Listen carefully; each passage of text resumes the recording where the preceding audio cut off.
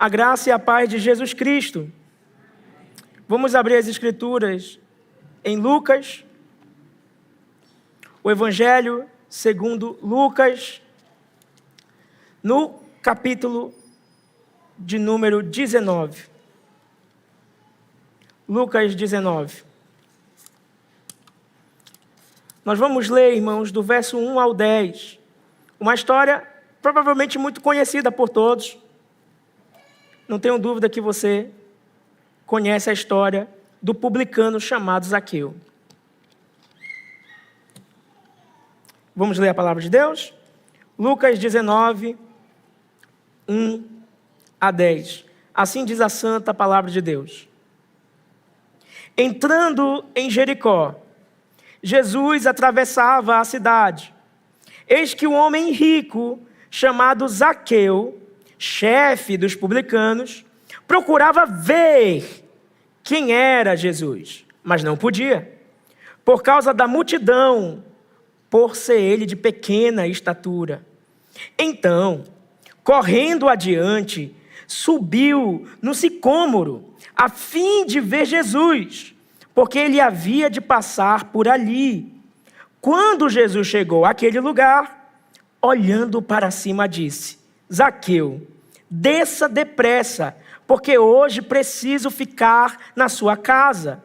Zaqueu desceu depressa e o recebeu com alegria. Todos os que viram isto murmuravam, dizendo que Jesus tinha se hospedado com um homem pecador. Zaqueu, por sua vez, se levantou e disse ao Senhor: Senhor, vou dar a metade dos meus bens aos pobres. E se roubei alguma coisa de alguém, vou restituir 4 vezes mais. Então Jesus lhe disse: hoje houve salvação nessa casa, pois também este é filho de Abraão, porque o Filho do Homem veio buscar e salvar o perdido. Até aqui a palavra do nosso Deus. Vamos ao Senhor em oração. Você precisa pedir auxílio do Espírito Santo para que você entenda a palavra de Deus. Senão ela vai ficar encoberta para os seus olhos. Então vamos a Deus em oração. Senhor Deus, nós te louvamos por tudo que pudemos desfrutar nesse culto até aqui. E agora clamamos que o Senhor possa falar conosco, o teu povo, no poder da tua palavra, no poder do Espírito Santo.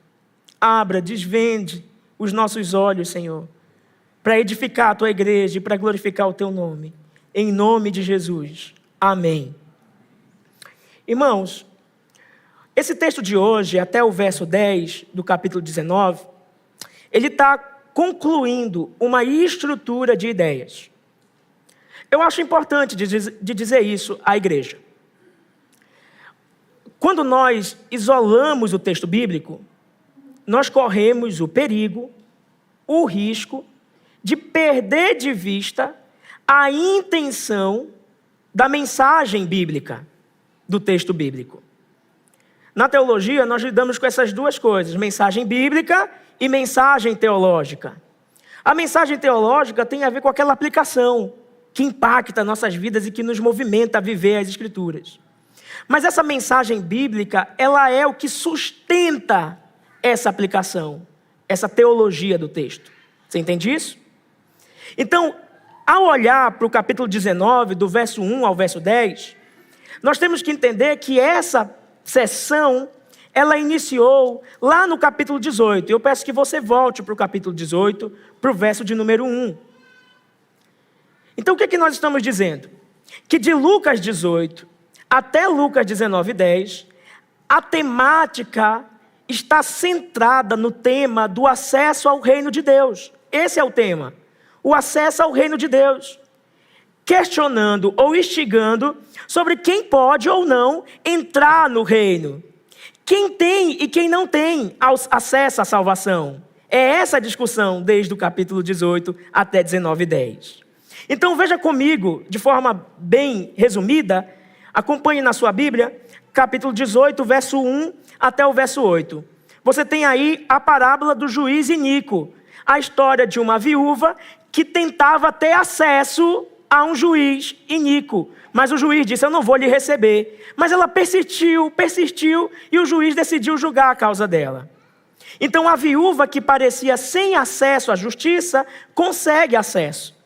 E a aplicação desse texto que nós vimos é que se até um juiz injusto atende à insistência da viúva, quanto mais o nosso Deus, que é um juiz justo, vai atender aos seus escolhidos que clamam por ele de dia e de noite. Essa é a ideia. Agora olhe para o verso 9 ao verso 14. A parábola do fariseu e do publicano.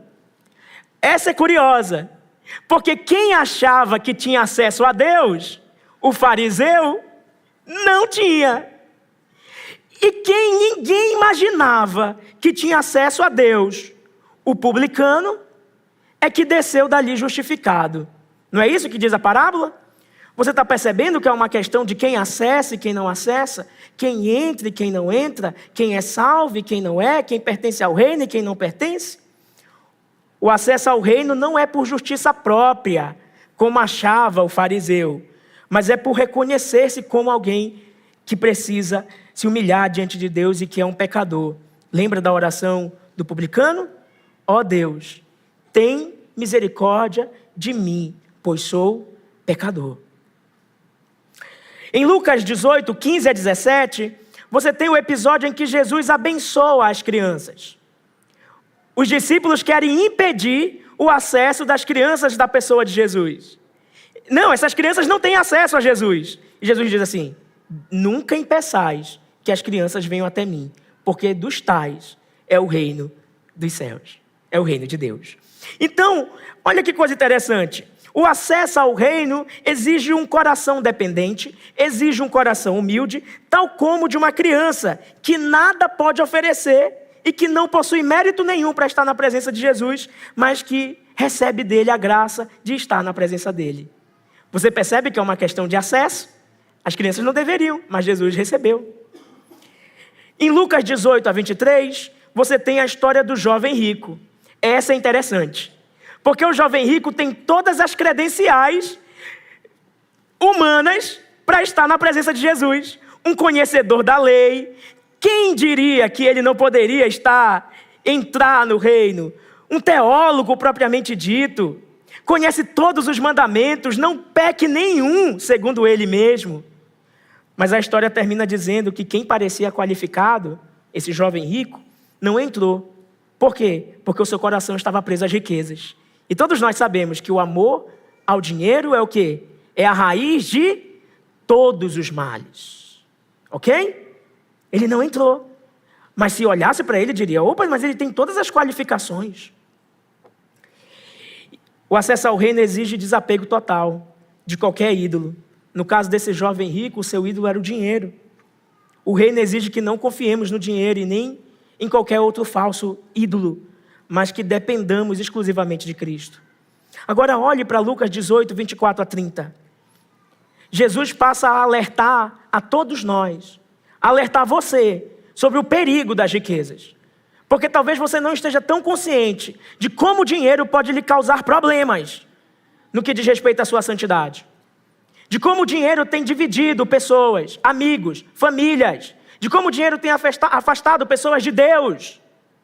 E sabe o que é dito para nós? Olhe para o verso 24, por favor. Jesus diz que é difícil que um rico entre no reino de Deus. Não é isso que é dito aí no verso 24? Olha aí. Olha o que diz também o verso 29 e 30. Mas aqueles que deixam tudo por Cristo recebem muito mais. Mas eu quero que você preste bastante atenção ao verso 25. Porque ele tem tudo a ver com o nosso texto de Zaqueu. Jesus diz assim, porque é mais fácil um camelo passar pelo fundo de uma agulha do que um rico entrar no reino de Deus. Sabe qual é o tema desse sermão? Zaqueu, o camelo que passou pelo buraco da agulha. Esse é Zaqueu. Jesus disse, olha, agora imagine, eu quero que você imagine a cena. Todo mundo vai para a cena agora. Imagine um camelo. Imaginou o camelo? Imagine uma agulha. Agora tente passar na sua mente o camelo nessa agulha. Dá para passar? A gente não consegue vencer. É impossível. Mas é aí que Jesus diz: o que é impossível para o homem é plenamente possível para Deus. E isso diz respeito ao quê? Salvação. Não é respeito a você conquistar o impossível no mundo. Diz respeito à salvação. E eu quero que você entenda que esse impossível, e o pastor Vantos já tinha nos dito isso, é a salvação. Porque isso tem tudo a ver com o nosso texto de Zaqueu. Tá? Eu vou tentar mostrar isso, foi a reflexão que eu cheguei pessoalmente, como que nós gostamos do chão tremendo, do céu se abrindo, do sobrenatural, os anjos de Deus descendo e subindo. E a gente não enxerga o milagre no comum, no ordinário. Ok? Eu espero que você saia daqui hoje descobrindo que você é um grande milagre. Mas não para a sua glória. Mas vamos caminhar. O acesso ao reino não é garantido por bens ou méritos, mas pela confiança e entrega total a Cristo. Então perceba essa ideia. Perceba o que nós estamos dizendo aqui. Os critérios de Deus para acessar o reino de Deus, porque o reino é dele, os critérios são dele, são opostos aos critérios do mundo. Os humildes, os dependentes, os arrependidos, esses entram. Mas os autossuficientes, os confiantes em si mesmos, os apegados aos seus bens, esses ficam de fora. Eles não têm parte. E seguindo essa lógica, você pode dizer: Jesus exigiu muito daquele jovem rico. Jesus exigiu muito dele. Jesus exigiu que ele desse todos os seus bens aos pobres. Isso é demais, pastor. Eu quero que você olhe para Lucas 18, 31 a 34. Olhe, por gentileza. Quando Jesus prediz a morte dele para os seus discípulos. Olhe para o verso 31, vamos ler juntos? Chamando os 12 para um lado, Jesus lhes disse: eis que subimos para Jerusalém, onde se cumprirá tudo o que está escrito por meio dos profetas a respeito do Filho do Homem. Ele será entregue aos gentios, que vão zombar dele, insultá-lo e cuspir nele. Depois de açoitá-lo, eles o matarão, mas ao terceiro dia ressuscitará. Você conhece alguém mais rico do que o nosso Deus?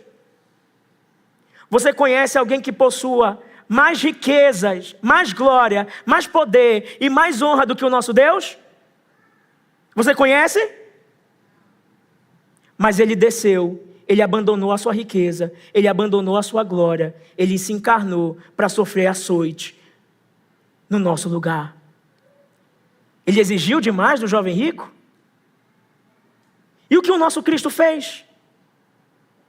Ao encarnar, aquele que é dono de toda a riqueza, majestade e glória, aquele que é o Rei dos reis, Senhor dos senhores, ele abre mão de toda a sua riqueza, de toda a sua glória e se torna como um de nós, se esvazia para sofrer a humilhação da cruz. Será que você está preparado mesmo para ser discípulo de Cristo? Será que você entende que ser discípulo é imitá-lo? É seguir e percorrer para Jerusalém, tal como ele percorreu, e tomar a mesma cruz, tal qual ele tomou, e ser conformado à sua imagem, nos seus sofrimentos e na sua dor, ainda que incomparavelmente nunca sofreremos o que ele sofreu. Ele levou todo o peso, toda a culpa, toda a dor, toda a angústia, foi cuspido, ultrajado, rasgado, dilacerado, violentado por amor de pecadores. Você entende isso? Esse é o Evangelho. Agora observe o verso 34. É dito que os discípulos não entenderam nada, porque estava encoberto para eles. Eles não sabiam do que Jesus estava falando. O verso 34 nos informa que os discípulos não entenderam nada do que Jesus falou a respeito da obra da salvação, apontando para uma espécie de cegueira espiritual. Eles entendiam as palavras que Jesus dizia, o signo, mas não entendiam o significado. Eles entendiam as palavras, mas o conceito, a profundidade daquilo que Jesus estava falando, eles não entendiam. Isso permanecia encoberto para eles. Somando isso, os versos finais, o sermão do domingo passado, que o pastor Vantes nos conduziu, verso 35 a 43, a cura do cego de Jericó, a cura do cego, do mendigo de Jericó. O contraste é claro e evidente. Sabe por quê? Olha que coisa interessante. Preste bastante atenção no contraste que Lucas está pintando, no quadro que ele está desenhando para nós. Enquanto os próprios discípulos não foram capazes de entender quem era Jesus e o que ele estava para fazer, estava encoberto, o cego de Jericó, ele enxergava mais do que qualquer um. Ele via em Jesus o cumprimento de todas as profecias. Ele via em Jesus, como diz o verso 38, o filho de Davi. Olha essa expressão. O cego via mais do que os que viam. Ele cita esse título messiânico que aponta para o rei eterno do reino eterno. Jesus, aquele cujo trono jamais terá fim. Aquele cego foi impedido pela multidão de acessar a pessoa de Jesus, verso 39. Lembra? Quem acessa, quem não acessa, quem entra, quem não entra, quem é salvo e quem não é. E no verso 39 a multidão queria impedir o cego de ir até Jesus. E Jesus diz, tragam ele para mim. Tragam ele até aqui, ele tem acesso. Você está percebendo que em tudo isso é Cristo quem diz quem tem acesso e quem não tem? É Cristo quem diz as crianças têm acesso, o jovem rico não. É Cristo quem diz o publicano tem acesso, o fariseu não. É Cristo quem diz traga um jovem até mim. Ele tem essa prerrogativa. E aquele cego teve acesso a Jesus. E o texto diz que aquele mendigo, cego, pedinte, agora é um servo, discípulo, salvo. Ele seguiu a Jesus glorificando o nome de Deus. Mas o jovem rico não. Você percebe a questão central? Deixa eu colocar aí uma pergunta para você. Quais são as credenciais que alguém precisa ter para herdar o reino? Quais são as credenciais que alguém precisa ter para receber a salvação? Quais são? Aqueles que pensavam que iriam entrar, não entraram. O caso do fariseu, conhecedor da lei, o caso do jovem rico. Mas agora uma viúva, um publicano, crianças, mendigo cego, tem acesso. Então chega o capítulo 19 de Lucas, onde nos deparamos com a história do publicano Zaqueu. Apesar de não se tratar de uma parábola, a história real do publicano Zaqueu reflete a parábola do fariseu e do publicano. Na verdade, essa história de Zaqueu está intimamente ligada com tudo que vimos anteriormente. Perceba, você mesmo, que existe uma estreita correlação. Olha só para o verso 34 novamente. Os discípulos não entenderam o que Jesus disse, estava encoberto. Agora olhe para o verso 41. O cego de Jericó queria ver, o que ele desejava era ver. E agora olhe para o verso 2 e verso 3 do capítulo 19. Verso 2 e 3 do capítulo 19. Principalmente o verso 3. Diz que Zaqueu procurava ver quem era Jesus. Isso tudo está relacionado, irmãos. O que esses trechos apontam em comum é essa realidade de quem tem acesso ao reino e quem não tem. Quem recebe a salvação e quem não recebe. E de forma específica, quanto a esse texto, quem pode ver e quem não pode ver. E a pergunta que eu lhe faço, será que os seus olhos foram abertos para ver Jesus? Porque talvez a resposta seja não. Não estou falando da sua visão física. Possivelmente ela funcione perfeitamente ou não. Mas eu falo dos olhos espirituais. Aqueles que nós necessitamos para poder ver a pessoa maravilhosa de Cristo. Então, vamos lá? Ver essa história de Zaqueu depois desse panorama? A história de Zaqueu, assim como a do cego, o mendigo de Jericó, se passa no mesmo ambiente, que é justamente a cidade de Jericó. Olhe para o verso 1 do capítulo 19. Entrando em Jericó, Jesus atravessava a cidade. Jericó, irmãos, é uma cidade relativamente próspera. E quando era verão, Jerusalém ficava muito quente. E aí as pessoas tinham o costume de descer para Jericó para poder desfrutar de um ambiente mais agradável. Ela tinha um clima mais agradável, tinha oásis, tinha boas construções. Herodes fez uma mansão lá para ele. Era como se fosse um lugar de veraneio, para passar um final de semana, ou um período de férias. Enfim, mais ou menos era isso Jericó. Era uma cidade também alfandegária. O que isso significa? Como Jericó era passagem para Jerusalém, as pessoas que iam até Jerusalém tinham que parar em Jericó e pagar imposto, pagar pedágio. E quem é que estava lá para cobrar esses pedágios de quem estava indo para Jerusalém? Zaqueu. Na verdade, ele não estava cobrando, ele só estava mandando quem cobra. Porque olha o que diz o verso 2. Eis que um homem rico chamado Zaqueu, chefe dos publicanos. Então os publicanos cobravam. E Zaqueu cobrava os publicanos, ainda que ele fosse também um publicano. Ele comandava essa rede de coleta de impostos, vamos dizer assim. E é isso que acontecia ali em Jericó. Esses publicanos, como você bem sabe, eles eram odiados pelos judeus. Principalmente os publicanos judeus. Existiam publicanos de Roma, também de outras nacionalidades. Mas os publicanos judeus eram odiados pelos judeus, pelo seu próprio povo. Por quê? Porque quando alguém se tornava um publicano, ele se tornava um traidor do seu próprio povo. Porque ele estava indo cobrar imposto para Roma, que dominava os judeus, em favor de Roma, dos seus próprios compatriotas. Então os publicanos não eram bem vistos. Eles eram, na verdade, vistos com os maus olhos. E Roma tinha a sua taxa de imposto fixada. Ela não se importava, ela queria que chegasse X para ela. Ela não se importava com quanto os publicanos cobrassem. Então, por vezes, esses publicanos cobravam 2x, 3x, 4 vezes o valor do imposto. Roma só queria o que era devido a ela.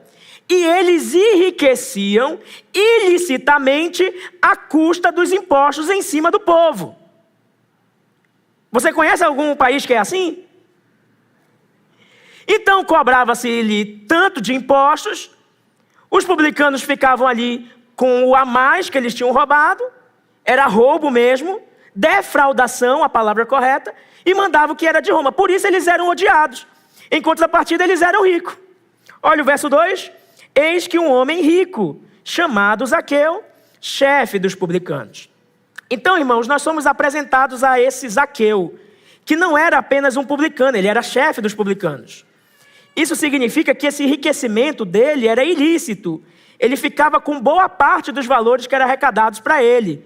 Um publicano, ele ganharia o suficiente para viver bem, justamente por causa do cargo de confiança que ele tem diante de Roma, mas não a ponto de ficar rico. Então, se o texto está dizendo que ele era rico, é porque ele fazia o quê? Ele roubava. Ele pegava um a mais ali. Ele era um corrupto, irmãos. Ele era um corrupto. Ele era um corrupto. Ele pegava o a mais. Porém, depois de vários dias iguais na vida de Zaqueu, vários dias iguais, do mesmo jeito, ninguém ia na casa dele, ninguém sentava com ele, ninguém queria saber dele. Um homem excluído porque amava mais o dinheiro do que qualquer coisa. Odiado por todos. Mas depois de vários dias iguais na sua vida comum, um evento diferente chama a sua atenção. Parece que ele começa a ouvir que um tal de Jesus vai passar por ali. E isso desperta a curiosidade dele. Ele diz, eu preciso ver esse Jesus. Ele provavelmente ouviu falar pela multidão que sempre seguia Jesus. E ele queria ver. Eu destaco esse ver, pois o verso 3 nos vai dizer exatamente isso. Ó. Veja o verso 3, a respeito de Zaqueu. Procurava ver quem era Jesus. Mas o texto continua. Mas não podia. Ele queria ver, mas não podia. Irmãos, obviamente, existem razões pelas quais ele não pode ver Jesus. Mas eu certamente entendo que Lucas carrega aqui nesse texto uma verdade que também é espiritual. O fato é que o homem natural é incapaz de ver Jesus. Ele é incapaz de conhecer Jesus com seus próprios olhos. Fisicamente falando, você pode ver. Mas espiritualmente falando, você não pode vê-lo. E essa história deixa claro para nós que se Cristo não nos buscar intencionalmente e se Cristo não nos desvendar os olhos para se apresentar para nós, nós vamos permanecer cegos sem vê-lo, sem vê-lo. Mas o que impedia exatamente que Zaqueu visse Jesus? O texto nos diz duas coisas aqui. Olha só, a multidão e também sua pequena estatura. Duas razões. Há uma limitação que é fora dele, que é a multidão que possivelmente estava escondendo Jesus. É uma limitação externa. Mas também há uma limitação nele, própria dele. Ele era baixinho, eu me identifico um pouco com ele.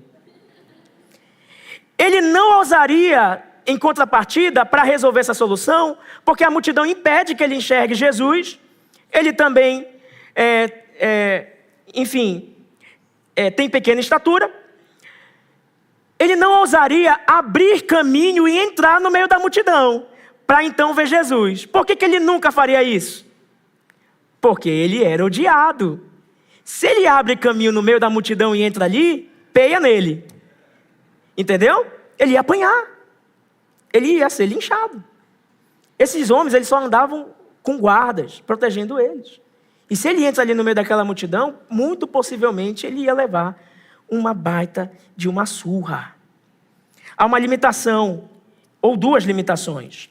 Então, leia comigo aí o verso 3. Procurava ver quem era Jesus, mas não podia, por causa da multidão, por ser ele de pequena estatura. Eu queria que você pensasse a respeito disso.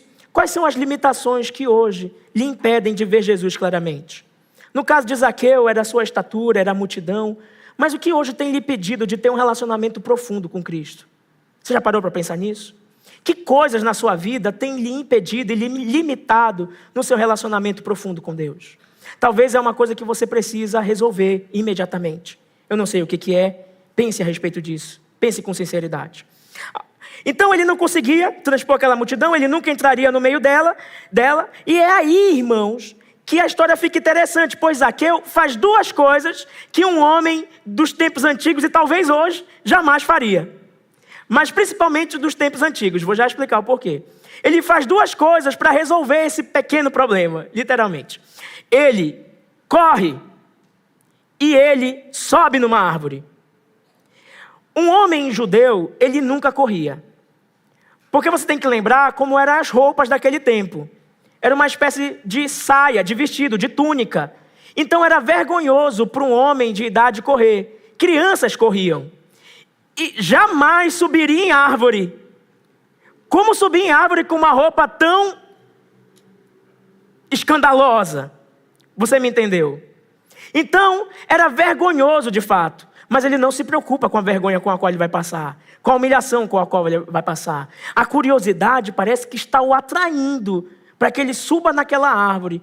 Um sicomoro, que é uma espécie de figueira brava, a fim de resolver esse problema de estatura. E ele faz isso. Ele corre e ele sobe. Olha o que diz o verso 4, irmãos. Então, correndo adiante, subiu no sicômoro, a fim de ver Jesus, porque ele havia de passar por ali. Então, irmãos, é isso que Zaqueu faz. Zaqueu encontra um lugar estratégico, ele encontra uma árvore que ficava exatamente no percurso pelo qual Jesus iria passar. Eu imagino Zaqueu pensando nisso, calculando essa rota de Jesus, se posicionando justamente para ver aquele que ele gostaria de ver. Até que acontece algo.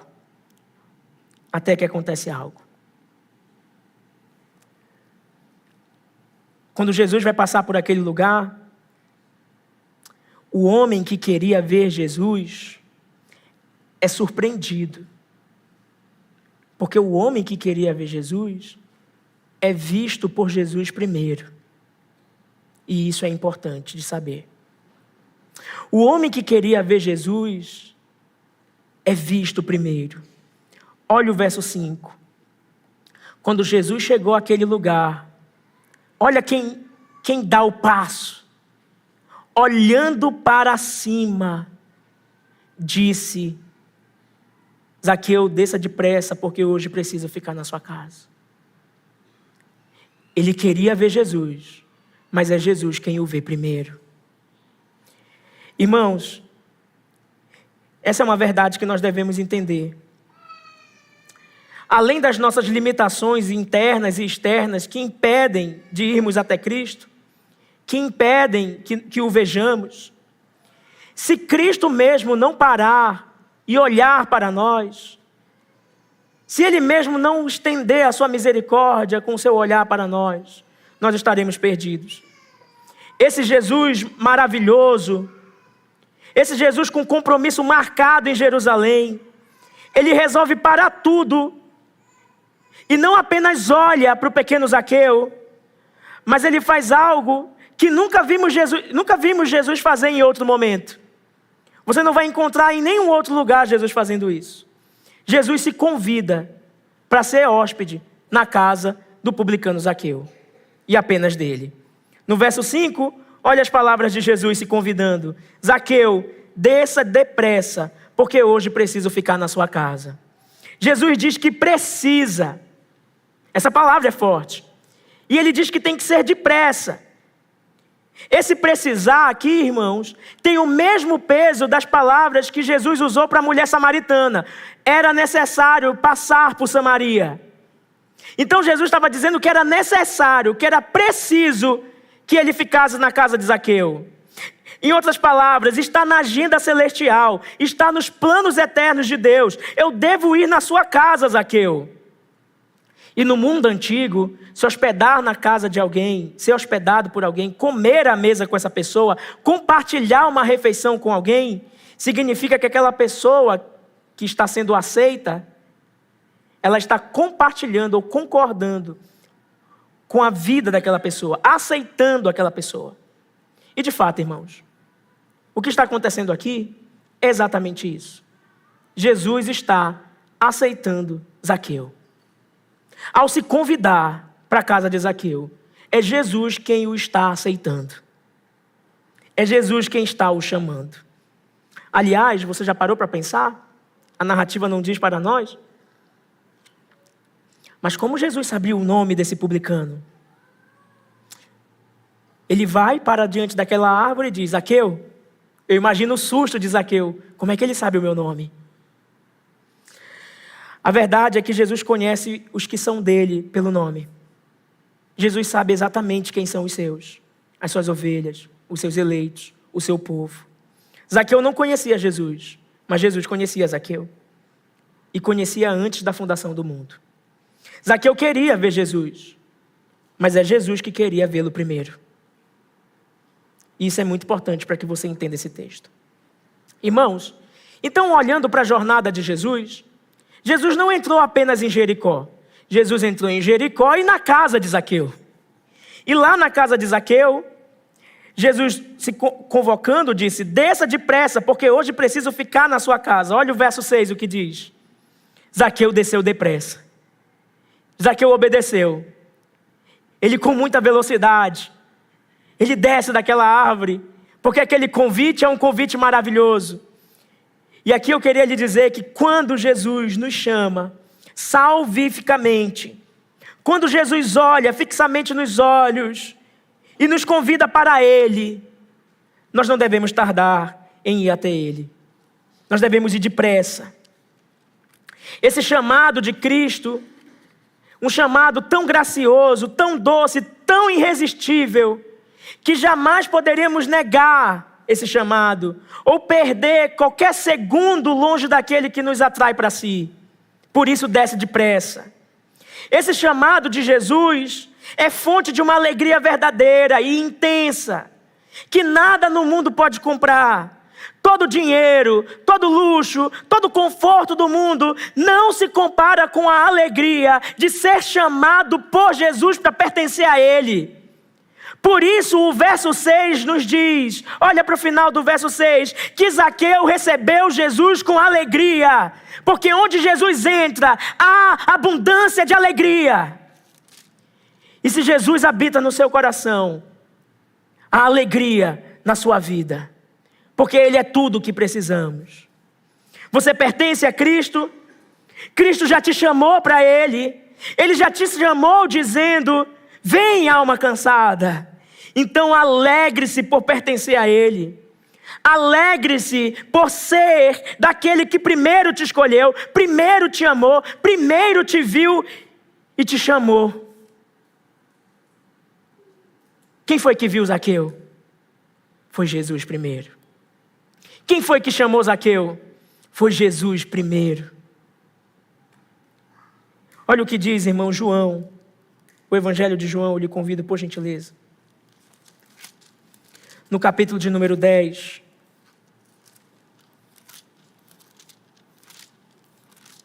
João 10, verso de 1 a 4. Assim diz a palavra de Deus. em verdade lhes digo, quem não entrar no curral das ovelhas pela porta, mas sobe por outro lugar, esse é ladrão e salteador. Aquele, porém, que entra pela porta, esse é o pastor das ovelhas. Para este, o porteiro abre, as ovelhas ouvem a sua voz. Ele chama as suas próprias ovelhas pelo nome e as conduz para fora. Depois de levar para fora todas as que lhe pertencem, vai na frente delas e elas o seguem, porque reconhecem a voz dele. É com essa mesma voz que Jesus chamou Zaqueu. E aquela ovelha que estava perdida, agora segue o seu bom pastor em segurança, pois esse chamado dele é irresistível. Porém, irmãos, lá no capítulo 19 de Lucas, no verso de número 7, nós temos um contraste. Enquanto Zaqueu se alegrava por receber Jesus, após um chamado irresistível, o povo estava murmurando, dizendo: Jesus se hospedou com um homem pecador. Olha o verso 7. Todos os que viram murmuravam, dizendo que Jesus tinha se hospedado com um homem pecador. Perceba o contraste. Que enquanto Zaqueu passa a ver, porque ele foi chamado irresistivelmente por Cristo, as suas escamas caem, agora ele é um novo homem. Você já vai ver o porquê que podemos afirmar isso. O povo que vê Jesus entrando na casa de Zaqueu é quem verdadeiramente está cego. Cego de si mesmos, porque eles diziam que Jesus se hospedou com um pecador. Em outras palavras, eles não eram pecadores, só Zaqueu. Zaqueu é um homem pecador, mas nós não somos. Você percebe que a parábola do fariseu e do publicano não é apenas uma parábola, mas é uma história real? O publicano está sendo perdoado por Cristo. E o povo está murmurando, dizendo: ele é pecador. Não perdoa ele, não. Irmãos, perdão só tem sentido se for perdão concedido a quem reconhece que é um pecador. É esse o problema dos religiosos. Eles se acham perfeitos. Eles confiam nos seus méritos. Eles não veem defeitos em si mesmos. Eles não conseguem se reconhecer no espelho como pecadores. Não tem a mínima condição de Jesus não se relacionar com pecadores, irmãos. Nesse mundo só tem gente desse tipo. Você é um pecador. E se talvez você não se reconhece como tal, é porque seus olhos não foram abertos ainda. É porque os seus olhos não foram abertos verdadeiramente. Se você quer uma verdade nua e crua, que a Bíblia diz é que você é um pecador. E isso é necessário para a salvação da tua alma. Se você não reconhecer isso, você está perdido. Então, que pecados você tem que sondar no fundo do seu coração e reconhecer? Porque parece que está todo mundo vivendo uma farsa, com máscaras, e esse baile nunca acaba, mas Jesus vai cobrar. Uma hora a música acaba. E você não vai ter lutado, reconhecido que você era um pecador miserável, que carece da graça de Cristo. Lucas 18:13 deixa bem claro qual é a postura que nós devemos ter, irmãos. Olha para a oração daquele publicano, naquele templo da parábola. Lucas 18:13, ele diz: o publicano estando em pé, longe nem mesmo ousava levantar os olhos para o céu, mas batia no peito dizendo: ó Deus, tem pena de mim que sou pecador. Você precisa fazer essa oração essa noite. Você precisa reconhecer-se como um pecador. Baixe a sua soberba imediatamente. Vai para o pó. Porque você não sabe o Deus Santo com quem você está brincando.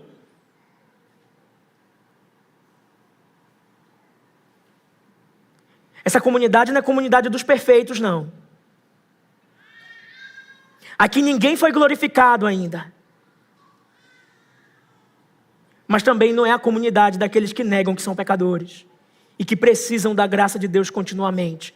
Eu sou um pecador e careço da graça de Deus continuamente. Mas você também é.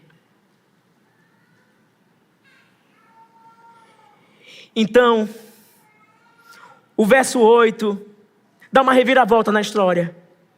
Porque aquele homem que foi acusado de ser um grande pecador, ele diz o seguinte, olha o verso 8, Zaqueu por sua vez se levantou e disse ao Senhor, vamos ouvir Zaqueu agora. Vamos ouvir as palavras dele agora. Possivelmente, irmãos, Zaqueu estava sentado à mesa com Jesus, comendo um banquete, uma refeição que ele tinha preparado. Como um homem rico, deveria ser coisas maravilhosas. Imagine aí os pratos que estavam ali suculentos, deliciosos. Eu não sei muito bem, talvez um cordeiro muito bem preparado, né? Se fosse aqui na IBS, uns sushis, yakisobas e tareis, careis. E aí Zaqueu, talvez todo tímido, levanta, bate na taça, plim, plim, plim, plim, plim, plim, plim, plim, pede a palavra. Aquele silêncio diante de todos que estavam na mesa. Palavras de Zaqueu. Senhor, olha como ele começa. Senhor, você já percebeu que muita coisa mudou? Senhor, dono da minha vida, dono dos meus dias, dono de tudo, Senhor.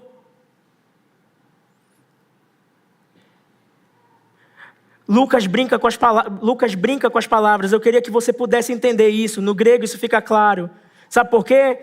Porque Zaqueu, ele é mordomo, que quer dizer maioral, ele é o maior dos publicanos. Só que ele é micros, ele é pequeno. E agora ele está olhando para Jesus e dizendo, Quírios, Senhor, tu que és o maior. Tudo já mudou na vida de Zaqueu. Ele não é mais o mesmo pecador que estava em cima daquela árvore. A graça de Deus já o alcançou. O chamado salvífico já o alcançou. E ele diz, irmãos, essas palavras firmes de arrependimento. Senhor, vou dar a metade dos meus bens aos pobres. E se roubei alguma coisa de alguém, vou restituir 4 vezes mais. Irmãos, eu quero que você atente bem para essas palavras de Zaqueu. Primeiro que Jesus chama o nosso Senhor Jesus de Senhor. É verdade que nosso Senhor Jesus é Jesus de Nazaré. É verdade que o nosso Senhor Jesus é filho de Davi. Mas Ele é Senhor dos senhores também. E é assim que Zaqueu está se referindo a Ele.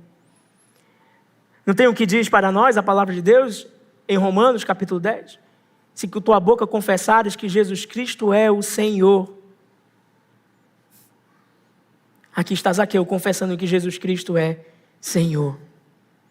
Zaqueu está reconhecendo Jesus como o único Senhor, Deus da sua vida, do seu coração, dos seus pensamentos. Aqui ele está dizendo que não é mais o imperador de Roma que é o seu Senhor, mas é Cristo quem é o seu Senhor. E não apenas isso, Jesus agora é Senhor dos recursos de Zaqueu, dos bens de Zaqueu, do trabalho de Zaqueu, do futuro de Zaqueu. Jesus é Senhor de tudo na vida desse pequeno homem. Há uma confissão de fé verdadeira aqui. Essa graça que atuou no coração de Zaqueu foi operada pelo chamado irresistível de Jesus. Zaqueu, desce depressa. Zaqueu, desce da árvore do teu orgulho. Zaqueu, desce da árvore da tua vaidade. Zaqueu, desce da árvore da tua avareza. E hoje, da onde que você precisa descer? E ele desceu. Porque o chamado foi irresistível. E essa graça que se manifestou não foi apenas salvadora. Eu criei em Jesus, agora eu estou salvo. Tem muita gente assim na igreja. A história não termina assim. Você creu em Jesus, isso é suficiente para ser salvo. Mas o salvo tem a sua vida transformada. Lembra da árvore que Zaqueu subiu? Agora ele é a árvore. E os frutos que ele dá é frutos dignos de arrependimento. Frutos dignos de arrependimento. Essa graça não se manifestou apenas salvadora, ela se manifestou santificadora. É uma graça que transforma tudo. Zaqueu é transformado do pior dos pecadores em um cristão frutuoso, em um cristão que dá fruto. Cristo o chamou irresistivelmente. Ele continua sendo pecador, mas agora a graça opera no seu coração, o santificando continuamente. E esse chamado de Jesus o conduziu a um verdadeiro arrependimento. O arrependimento conduziu à genuína salvação. Essa salvação conduz a uma genuína santificação. Eu lhe pergunto, você é um salvo? Cristo lhe alcançou? Você é um eleito do Senhor? Jesus te chamou irresistivelmente? Isso aconteceu na sua vida? E o que mudou? O que mudou desde que Jesus te chamou? O que foi transformado no seu coração? Ou você continua o mesmo? Então qual é a diferença de ter sido chamado por Jesus e não ter sido chamado na sua vida? Qual é a diferença? Nenhuma? Você precisa entender de uma vez por todas que a justificação, a salvação verdadeira em Cristo deve sempre te levar a uma vida santa, operosa em boas obras. Como diz as Escrituras, a fé sem obras, ela é morta, ela não é verdadeira. Ela não é real. Você foi salvo para quê? Para se sentar nesses bancos aos domingos? Oh, que grande propósito de vida. É para isso, irmãos? O que mudou? O que foi transformado? O que, de fato, você pode dizer? Meu Deus mora no meu coração. Zaqueu não foi salvo porque deu seu dinheiro aos pobres. Zaqueu não foi salvo porque restituiu aqueles que ele defraudou. Pelo contrário, porque Zaqueu foi salvo, ele fez tudo o que fez. Porque Zaqueu havia sido salvo, ele agiu da forma que agiu. A atitude de Zaqueu, portanto, nos mostra o quê? O que significa um verdadeiro arrependimento. O que significa o amar a Deus sobre todas as coisas. É isso que Zaqueu nos mostra. Observe o contraste. O jovem rico, ele foi incapaz de deixar tudo para seguir a Jesus. E o rico Zaqueu deixou tudo para ter o que é mais importante, Jesus. Irmãos, eu quero explicar para você o quanto que Zaqueu abriu mão, porque talvez lendo você não entenda. Primeiro que de todos os bens que ele possuía, ele pegou metade e deu aos pobres. Aí você diz, é fácil para quem é rico pegar metade e dar aos pobres, ele continua rico. Mas do que sobrou, ele pagou 4 vezes mais aqueles que ele defraudou. Há um teólogo que vai comentar a respeito disso, ele diz que Zaqueu foi para a linha da pobreza. Mas ele não se importou com tudo isso que ele perdeu, porque muito maior foi o que ele ganhou. O que ainda te prende? O que ainda te amarra? Pode ser o dinheiro, pode ser o orgulho, o status. O que ainda te prende? O que você precisa abandonar, deixar para trás, para se entregar completamente a Jesus? O que te amarra? Zaqueu abandonou o ídolo dele. Qual é o seu ídolo que você precisa abandonar? Qual é? Sabe, irmãos, eu quero ilustrar para você isso com a história do reverendo Augusto Nicodemos. Todo mundo aqui conhece o reverendo Augusto, eu imagino. Eu estava lendo recentemente a biografia dele. E ele conta lá pelas tantas, na sua biografia, uma história em que ele tinha que pregar esse texto aqui. A história de Zaqueu. Ele tinha que pregar para a igreja dele esse mesmo texto. E eu quero ilustrar com a história do Augusto Nicodemos para lhe incentivar a fazer o que deve ser feito quando você encara um texto como esse. Isso já é uma aplicação. Ele, na sua vida pregressa, não sei se você sabe disso, mas o reverendo Augustus, o só até então Augustus, era um assaltante, um ladrão. E ele furtou um posto de gasolina, numa quantia significativa. Ele furtou. ele foi convertido, Deus o chamou para si, e ele seguiu a vida em frente, como muitos ainda estão fazendo. E é isso que eu quero que você entenda. Jesus te chamou, glória a Deus. Aí ele pegou e seguiu em frente. Agora eu sou um cristão. Pá! Vida que segue, vida que segue, vida que segue, até que o dia ele tem que pregar esse texto. E ele se sente incapaz de pregar esse texto. Porque ele não era uma verdade na vida dele. Porque ele defraudou o dono do posto de gasolina. E ele não voltou atrás para desfazer as consequências do pecado dele. E ele diz que estava em agonia. E a semana de pregar o texto já estava chegando. E foi quando Deus poderosamente tocou no coração dele. E ele vendeu o único carro que ele tinha. Voltou no posto de gasolina e disse: está aqui o dinheiro que eu lhe roubei. Naquele dia tal, fui eu quem lhe roubei. E eu estou lhe devolvendo, inclusive a mais, com a correção monetária. E juntamente com isso ele deu a Bíblia e disse: está vendo essa Bíblia? Foi o livro que me transformou. É por isso que eu estou voltando aqui. Ela é verdadeira, ela é poderosa e ela transforma vidas. É por isso que eu estou voltando aqui. E eu estou agora à sua disposição. Você pode fazer o que quiser. Se você quiser me denunciar, eu acho que isso é justo. O dono do posto disse: eu aceito o pagamento, a restituição pelo roubo. Eu aceito essa Bíblia como um presente e não quero denunciar você. Pode seguir em paz. E assim ele foi e pregou o texto. É esse tipo de atitude, de postura de alguém verdadeiramente transformado. É esse tipo de atitude, de postura que nós devemos ter, irmãos. E a pergunta do fundo da alma que você deve fazer agora, olhando para si mesmo, é: a quem você já defraudou que você precisa voltar atrás para corrigir as besteiras que o seu pecado fez? Não é só seguir em frente.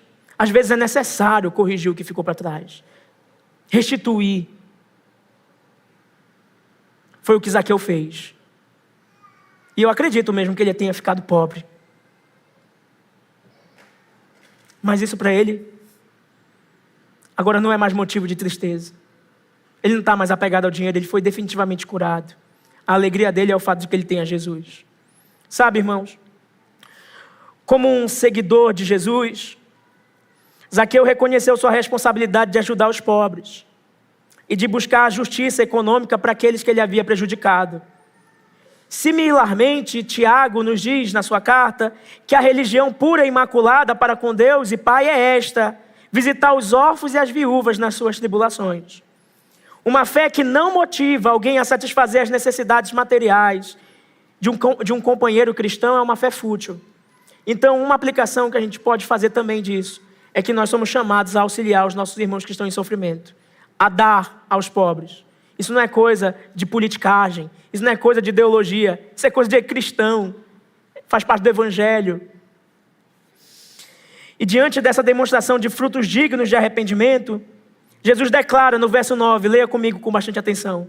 É diante desse fruto de arrependimento que Jesus diz: hoje houve salvação nesta casa, pois também este, se referindo a Zaqueu, é filho de Abraão. Irmãos, essa afirmação é profunda. Sabe por quê? Porque nem todo judeu é de fato israelita. Nem todo judeu é de fato filho de Abraão. Mas Zaqueu era um filho espiritual de Abraão. Ele fazia parte da descendência dos eleitos de Deus, como diz Romanos 4, verso 16. Zaqueu agora pertence a esse povo redimido, a Jerusalém celestial, não a física. É por isso que em Lucas 19:10, Jesus declara, e preste bastante atenção, porque isso fecha tudo o que nós estamos falando. Porque o Filho do Homem veio buscar e salvar o perdido. A ação de buscar e salvar está confiada a quem? Qual é a resposta para a minha pergunta? A ação de buscar e salvar está confiada a quem? A Jesus. A Jesus. É Ele quem busca, é Ele quem salva. Se você foi conduzido a Cristo, não foi porque você foi até Ele, é porque Ele foi até você. É porque Ele te atraiu, É porque Ele te chamou para descer da árvore do teu orgulho. É porque Ele te convocou a pertencer a Ele. Essa é a verdade que nós precisamos entender. Bom, olha a missão específica de Jesus, o filho de Davi, o filho do homem. Buscar e salvar o perdido. Buscar, irmãos, aqui indica uma busca intencional e ativa. Em outras versões, veio buscar. Deus não espera que os pecadores venham a Ele. Ele mesmo faz o impossível e vai ao encontro de pecadores, como demonstrado na história de Zaqueu. A salvação não é uma conquista humana. A salvação é uma iniciativa divina. A salvação pertence ao Senhor. O termo salvar, porque Ele veio buscar e salvar, envolve a libertação do pecado, da ira e da condenação. A salvação não é apenas o livramento do inferno, mas a devolução de intimidade e relacionamento com o nosso Pai.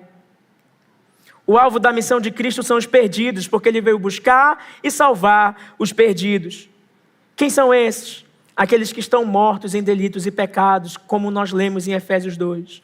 Aqueles que são incapazes de fazer qualquer coisa por si mesmos, espiritualmente falando. Mas o que é impossível para o homem? O que é impossível para o homem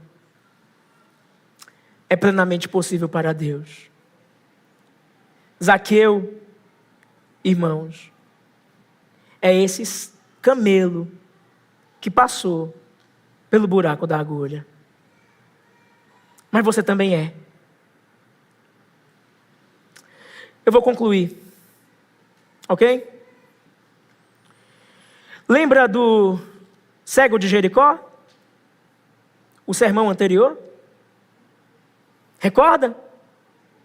Olha como termina o relato no verso 43. Capítulo 18, verso 43. Imediatamente ele passou a ver de novo e seguia Jesus glorificando a Deus. Também todo o povo, vendo isto, dava louvores a Deus. Todo o povo estava louvando a Deus pelo milagre que aconteceu com o cego de Jericó. Mas sabe por que o povo estava louvando a Deus, irmãos? Porque ele era cego e agora vê. Algo extraordinário aconteceu, algo sobrenatural aconteceu. O chão tremeu, o céu se abriu e os anjos de Deus subiram e desceram. Mas quando você olha para Zaqueu, quando Jesus diz assim: desce depressa que hoje eu quero ficar na tua casa. Esse chamado simples e irresistível. E o povo dizendo no verso 7, olha, lá vai ele se hospedar com o pecador. E depois os frutos de arrependimento que Zaqueu demonstrou, evidenciando que a salvação dele foi genuína, uma salvação que operou em santificação. Sabe qual é a verdade, irmãos? É que toda conversão é sobrenatural. E que nós devemos dar glória a Deus pelo fato de que se o nosso coração pecador foi alcançado por Jesus Cristo. Você é um salvo? Dê glória a Deus. Você pertence a Deus? Dê glória somente a Ele. Você é um pecador arrependido e transformado? A glória é de Deus. Na salvação, do início ao fim, a glória pertence ao Senhor. Você entende isso? Não é por seus méritos. Não é pelo seu próprio esforço. Não é pela sua própria força. Deixa eu aplicar. Nós temos 5 aplicações, irmãos, nesse momento. Em primeiro lugar, a primeira aplicação. O Evangelho é para os indignos. Não para aqueles que se acham dignos do Evangelho. Não para o fariseu, mas para o publicano. Deus não busca quem merece ser salvo. Você vai ser salvo? Sim. Por quê? Porque eu não faço mal para ninguém. É assim que a maioria das pessoas pensam, irmãos. Parece tolo, mas é assim que as pessoas pensam. Porque eu não fiz nenhum mal, porque eu não fiz nenhum bem.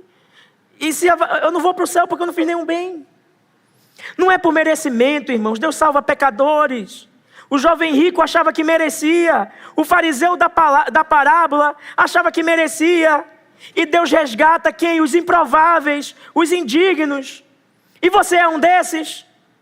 Quem é você nessa história? Um pobre, miserável pecador? Você se reconhece assim? Que bom. Foi para esses que Jesus veio, para buscar e salvar. Não o que já se acha, o perdido. O perdido. Em segundo lugar, Deus nos busca antes que o busquemos. Essa é uma grande verdade. Se temos fome de Deus, é porque Ele nos atraiu. Se o amamos, é porque Ele nos amou primeiro.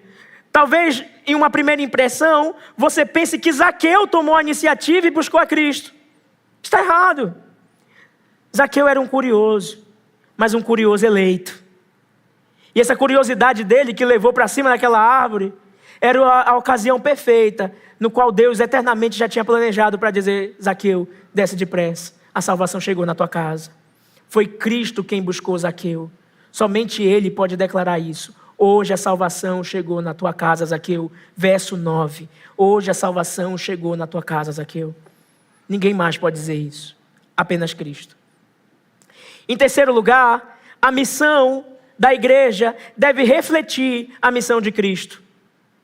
Nós também, irmãos, fomos chamados para buscar e salvar os perdidos no mérito de Cristo, na ação de Cristo. Devemos buscar os perdidos, porque Cristo salvará os eleitos de todos os lugares. Devemos pregar o evangelho a toda criatura, sem acepção. Independente de nossos preconceitos, o evangelho deve ser propagado. Deus não fez acepção quando Cristo pregou para Zaqueu. Você entende isso? Imagine, irmãos, que Jesus chame o presidente Lula para comer com ele e diga para ele: hoje a salvação chegou na tua casa. Amém? Imagine que ele chame Bolsonaro para sentar na mesa com ele e diga: hoje a salvação chegou na tua casa. Nós devemos orar por esses homens. Você já orou pelo presidente Lula? Isso vai mostrar qual é o seu coração. Nós temos que orar para que Deus resgate ele. Você já orou pelo Alexandre de Moraes? Coração sendo denunciado, né? Está vendo, irmãos? Se Deus salvou o publicano Zaqueu, Ele pode salvar o Alexandre, Ele pode salvar o Lula, pode salvar o Bolsonaro. Sabe, irmãos? Você está impressionado com isso? Deus salvou você.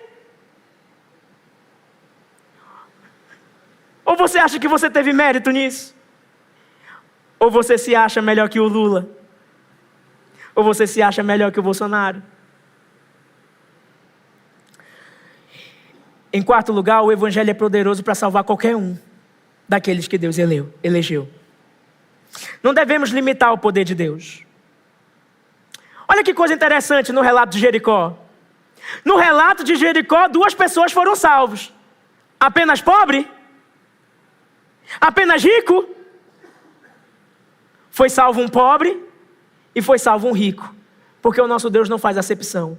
O evangelho não faz essa classificação. Entende? O problema do pobre não é a pobreza. O problema do rico necessariamente não é o dinheiro. Sabe qual é o problema de ambos? O pecado e a falta de Deus no coração. E para isso, somente o evangelho tem a solução. Deus salvou o pobre mendigo, cego, mas também salvou o rico Zaqueu. O evangelho não faz acepção de pessoas. Deus salva a todos sem acepção, ainda que Ele não salve a todos sem exceção. Nem cada pessoa do mundo será salva, mas pessoas de todo o mundo serão salvas, para a glória de Deus. Em quinto e último lugar, a salvação produz transformação. E eu quero lhe perguntar, se fomos justificados, qual fruto que a nossa vida tem dado a partir do momento que Cristo nos resgatou? Que conversão profunda nós vemos aqui na história de Zaqueu. Um homem que abandonou Mamon, abandonou o dinheiro para servir o Deus vivo, o Deus verdadeiro.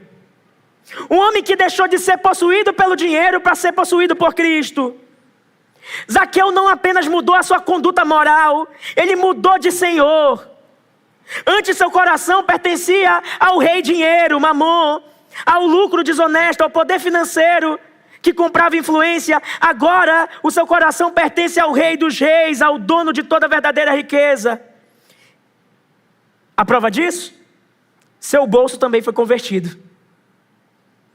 Sua conversão não foi um simples sentimento momentâneo, não foram palavras vazias, foi uma entrega real, tangível, custosa, custou caro. Ele não se apegou ao que tinha, mas abriu mão, não apenas do necessário, mas além do que se exigia. Ele deu metade dos seus bens aos pobres e 4 vezes mais para quem ele havia defraudado. A lei pedia que a pessoa desse 1/5, ele deu 4 vezes mais. Isso nos ensina que um coração convertido, irmãos, toca todas as áreas da vida, inclusive nossos bens, nossa generosidade, nossa relação com o dinheiro. Afinal, não podemos servir a 2 senhores. Afinal, onde estiver o seu tesouro, ali também estará o teu coração. Zaqueu encontrou a verdadeira riqueza e por isso ele pôde largar, abrir mão das riquezas passageiras. Ele não perdeu nada. Ele ganhou a vida. Ele ganhou a Cristo. Ele herdou o reino. Ele herdou o reino. Sabe o que isso significa para nós? Se a graça que te salvou não está te santificando, será que realmente chegou salvação na sua vida? Se a sua vida não reflete uma transformação genuína, volte-se para Cristo. Porque a graça que te salva também santifica, também transforma. Também transforma. Sabe, irmãos, essa é a história de Zaqueu. Uma história que desafia tudo que o mundo diz sobre sucesso e bênção. Não é verdade? Zaqueu tinha dinheiro, influência, uma posição poderosa, mas não tinha Deus. Vazio. E o que acontece quando Cristo entra na vida de Zaqueu? Ele fica mais rico do que antes? Financeiramente falando, não. Ele recebe mais status, mais poder? Ele perde. Ele perde a ganância, perde a avareza, perde o apego que antes definia a sua vida. E essa perda de Zaqueu foi a sua maior bênção. A essência do evangelho não é ter, é ser. Zaqueu é um golpe fatal na teologia da prosperidade e na teologia falsa do coach. Ele recebeu a Cristo e o dinheiro foi embora. Hoje as igrejas pregam o quê? Venha para Cristo, para que você seja abençoado. Eles não sabem o que é bênção verdadeira. Sabe o que é bênção? Não é dinheiro, não é conforto, não é status. Sabe o que é bênção? Você sabe o que é bênção? É ter a Cristo. Você é um abençoado? A essência do evangelho não é ter, é ser. Não é acumular, é compartilhar. Não é o quanto você tem na conta bancária, é o que tem no seu coração. O verdadeiro sinal de que Deus visitou a casa de Zaqueu, trazendo salvação, não foi que ele ganhou, mas o que ele perdeu. E a pergunta que eu faço para você é a minha pergunta final. E você, desde que Cristo te resgatou, o que você diz que Ele te resgatou, o que o Evangelho já te levou a abandonar? Que Deus nos dê temor.